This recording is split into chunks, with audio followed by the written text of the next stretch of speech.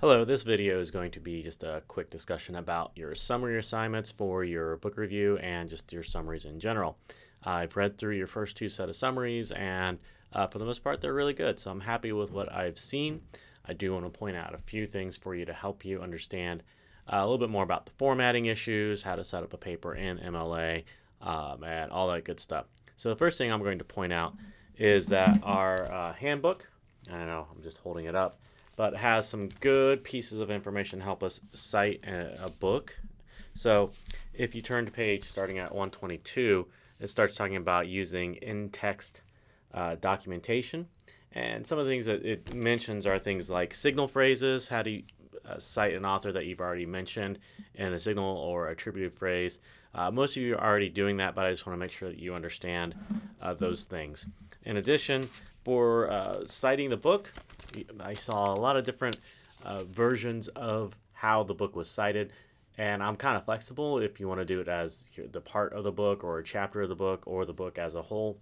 I'm not terribly strict on that because I know what you mean. But on page 144, it talks about how do we cite a book, and that'll be useful. It has the basic information right here at the top. It's number 17.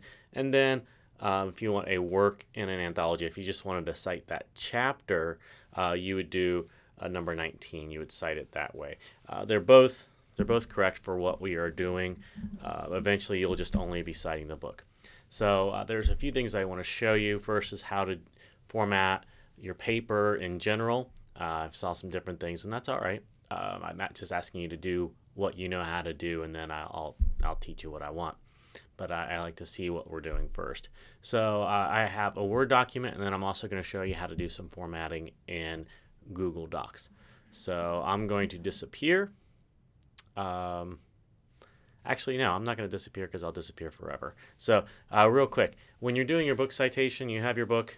You want to find the basic information.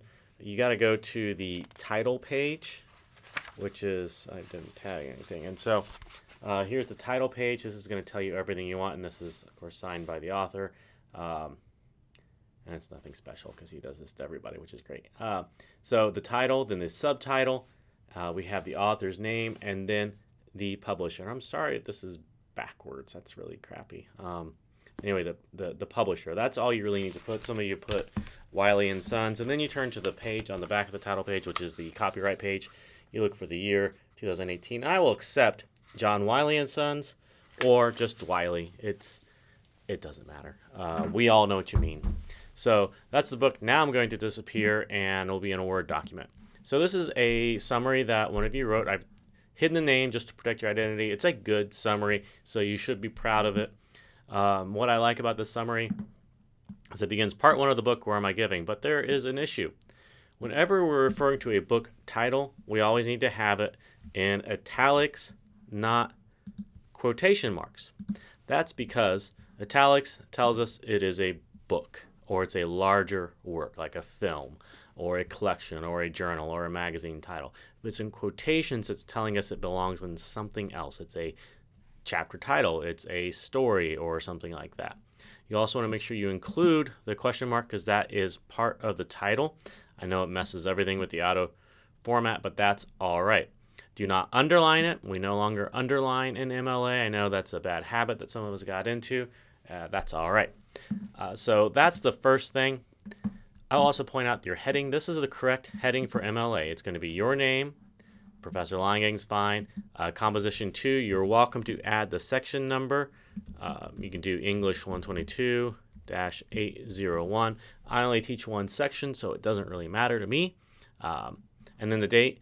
Formatting for the dates in MLA for your heading and your works cited is always day, month, year. And if you really wanted to be more condensed, you can just have it Jan, but I think January looks better. So we have that. What I like about the summary is that we have some quotations. These quotations are correct. They have a page number and the author. The student always refers to the author by last name, so that's good. I will look up here, and I notice that this is justified. MLA says everything should be left flush. That's this right here. You can also hit Control L, or if you're on a Mac, Command L. They want the jagged edge, not this way, because when everything is flush, you see how it kind of messes up all the spacing. So instead, we want it to be left flush, so not right flushed or anything like that. So that's what we need to see. The works cited is good, except for one little thing. When you have this little colon, it indicates there's a subtitle, a second title. That second title always begins with a capital, because if it was just titled A Global Adventure, A would be capitalized. So think of these as two different titles. And this is John Wiley & Sons, which is perfectly fine. Something you might also want to do is begin your works cited page on a new page. To do that, just bring it up and make a page break. You can do that by hitting Control or Command and then Enter. Actually, this one's Shift and Enter for me. So I think it might actually be Shift, Control, Enter. And then, of course, you want it centered. You could also go to the Insert tool and insert page break, and I'm sorry that my thing isn't allowing you to see it up here, but go to insert and insert a page break, and that'll happen as well. That way your works cited always begins at the top of the page. It doesn't get pushed down or anything. So the other thing is we have this wonderful hanging indentation. That's because if we were to have multiple sources, we would look at it like an index, so we'd want to see the author's name first. And to do this, you go into, there's two different ways, of course. You go into Format and then Paragraph, and you can kind of see it here. It comes up, and you click on Hanging, right? So this is, I don't know how this is set up, but that's what it's set up as. And if you look at all this, you can also make sure this is I always like 0 instead of auto, because sometimes it gets this funky fake double space. So this should probably actually be set at a 1/2 inch, just because that's standard indentation, and there we are. So it just changed a little bit. The other thing you could do instead of hanging indentation is Control or Command T. Generally does it, but for some reason it's not doing it right now. But that'll often do it for you as well. But instead it's just moving this for some odd reason. So that was a great example. I'm sorry about that. So anyway, again, Format with Paragraph, and then hanging indentation. That's probably because I already have it set up. So if I were to make this normal, let's see how that works. Then I hit Control T. It should do it, but it's not. So anyway, I love it when I try to show things and it doesn't work. It'll work when I show a student in a regular classroom. But that's how you do the hanging indentation. Otherwise, this is a nice condensed summary. We have quotations, we have references to chapters, all that sort of good stuff.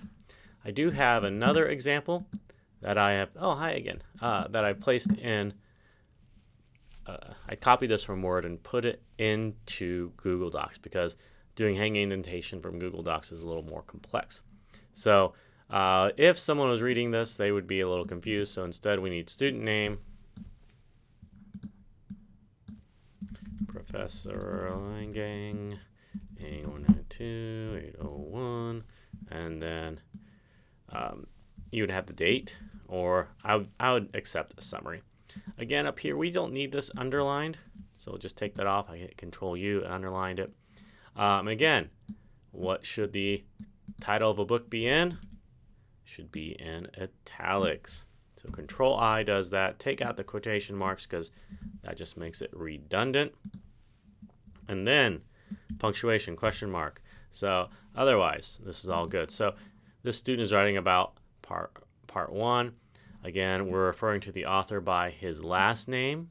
Always refer to the author by last name, even when you meet him. I want you to refer to him by last name. The idea is if you're not a friend, you don't refer to him that way. I call him Kelsey because I've met with him a couple times and we've chatted a lot. But we should just call him Timmerman. When in formal writing, I will call him Timmerman as well.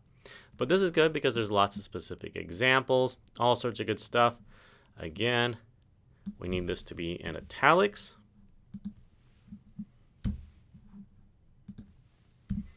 And some things a student could do is they could mention the full title of part 1, which is what they do right here. So this is almost correct. First, we're going to make this on a new page, so we have to insert a page break right here. Puts it on a new page. This is not underlined. Works cited should not be underlined anymore. I recognize that many of you probably have learned MLA in a different manner over time because that's what your other teachers have been taught, but MLA was updated, I think, in 2016. It changed, so we got to catch up. So we had the author's name, Timmerman, Kelsey, period. Part 1, why should I give? And then this is all good. This is going to be in italics, though, because that's going to differentiate that this is the book title and not a chapter title. And again, because we have the colon, we make it an A. These are very, very small things.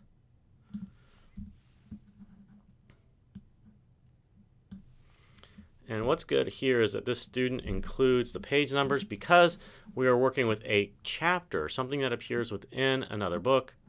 We need the page numbers. And so when you have one page, it's just a single P. When you have multiple pages, it's PP. And so if you're 12 years old, you'll giggle when we say PP. And I am refraining from doing that because I like to pretend I'm an adult.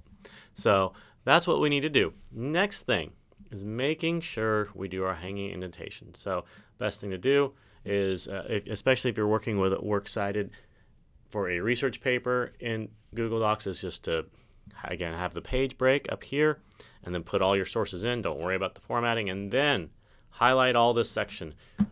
It's a two-step process. You have to grab, you can either start by grabbing this and then this and move it all around, and that's going to make it. So again, what I did was that our default was here. This is kind of, I don't know what both of these things do. If you grab this and just move that, it's going to pull it all over. Then grab the top one and then slide it over. I have no idea what these things are called. I am sure they have names, but one does the indentation and this one just does the margin. Yeah, names. You hover over it, does it. So that's what you want to do.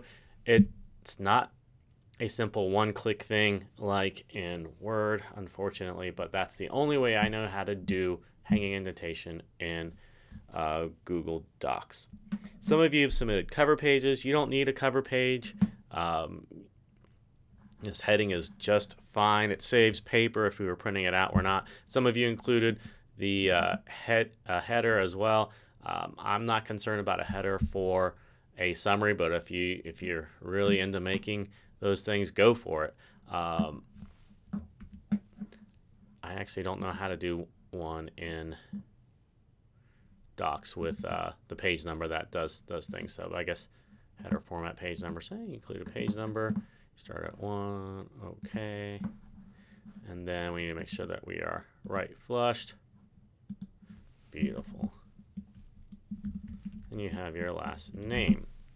So that's how you do that. If you want to do it in Word, you can go into, and it's not going to show, but insert, and you got to go to page numbers. So insert a page number at the top of the page, align right, and then double click into it, and then your last name, you got to type and have a space, and that'll appear. So those are some general formatting things. I hope this is helpful, and have a great week.